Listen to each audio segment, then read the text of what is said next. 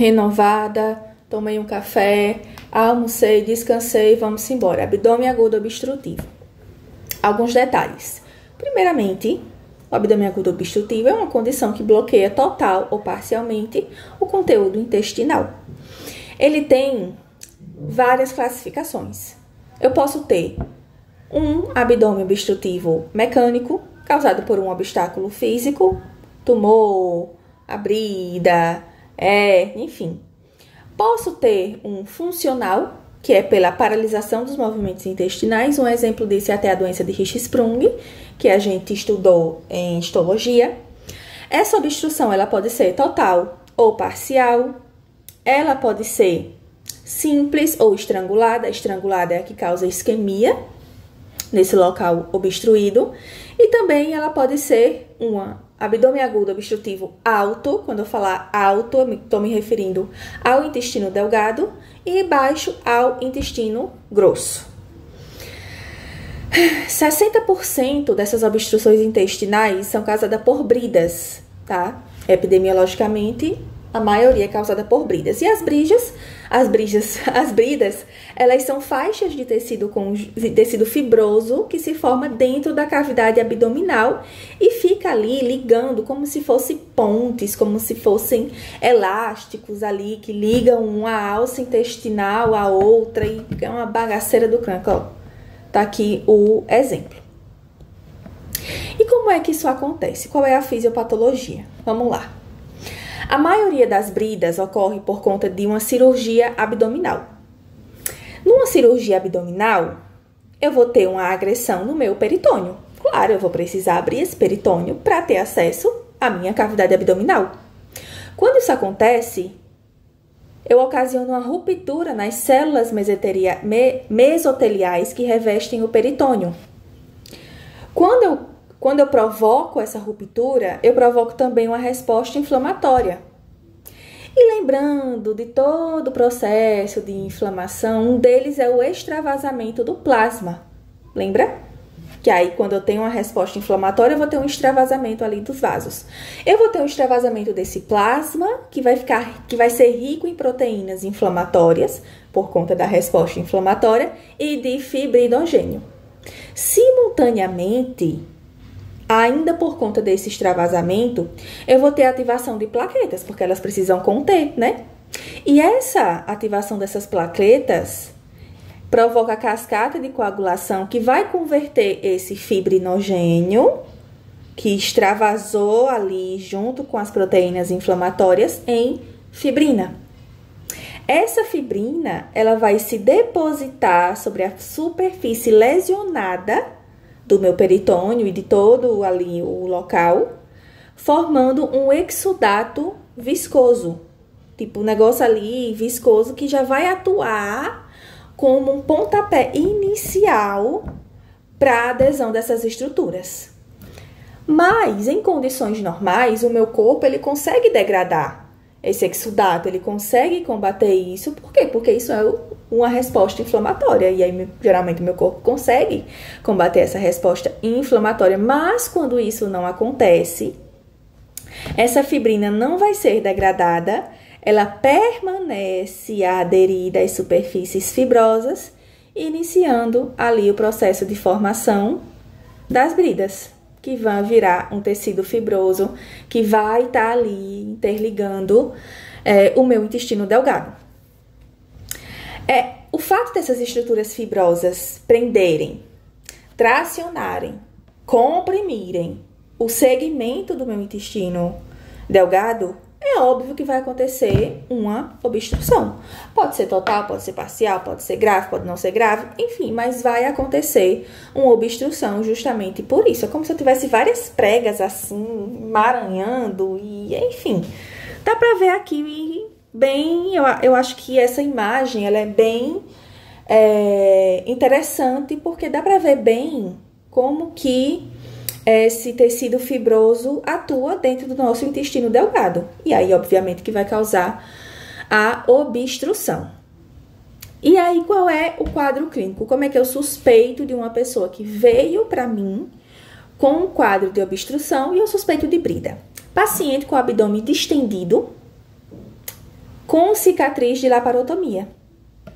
Laparotomia, que é uma cicatriz aberta. Então, o histórico de cirurgias prévias me dá muita suspeita de bridas. Então, eu tenho também, é comum a presença de uma dor abdominal de início súbito, tipo cólica, vômitos precoces e frequentes, e a parada, é óbvio, de eliminação de fezes e gases.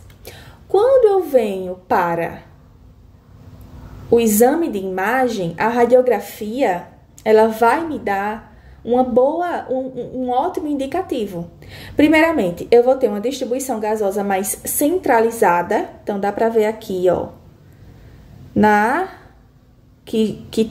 Dá pra perceber claramente que eu estou no intestino delgado. Então, eu tenho uma obstrução alta. Obstrução alta, 60% delas são o quê? Bridas. E eu tenho um padrão em empilhamento de moedas. Ó. Ó, parecem várias moedinhas sendo empilhadas.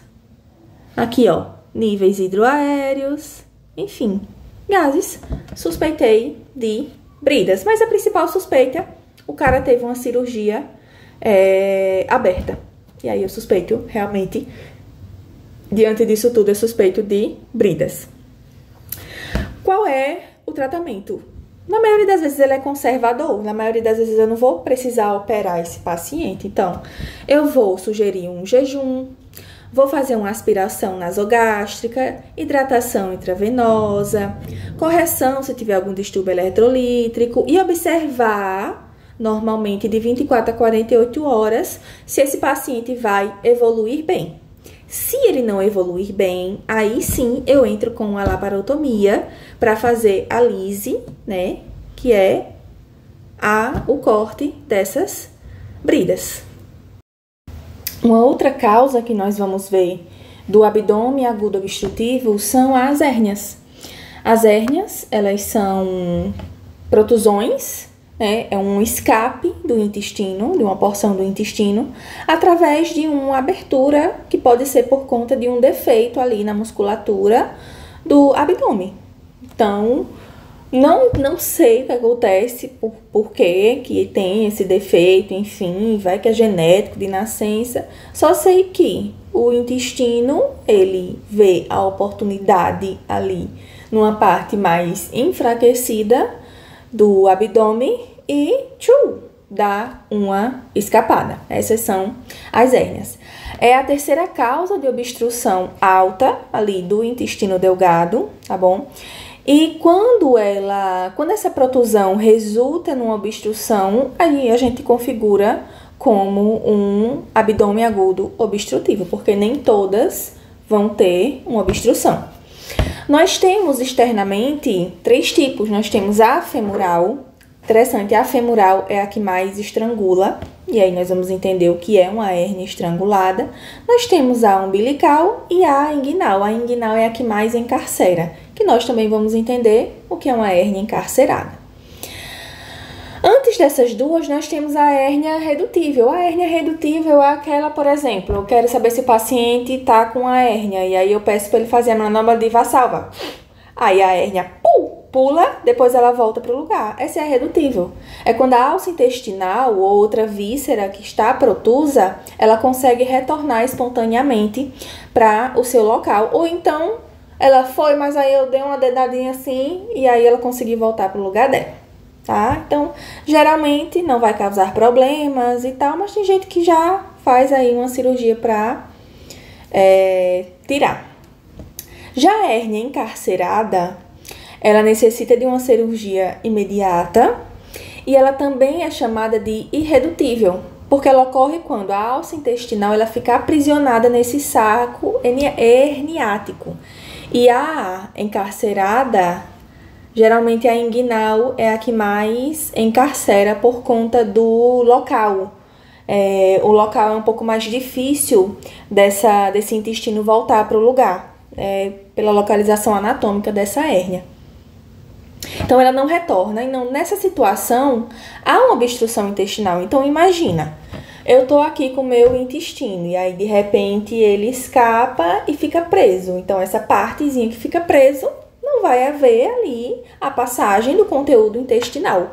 Porém, ainda encarcerada, eu tenho o suporte venoso, eu ainda tenho ali uma circulação, ela tá prejudicada, então vai causar um edema, mas ela ainda não tá estrangulada, como a gente vai ver daqui a pouco. Clinicamente, a gente vai observar uma massa palpável, claro, dolorosa, irredutível, que apresenta um risco iminente de estrangulamento, por isso que requer uma atenção médica e uma cirurgia imediata, tá?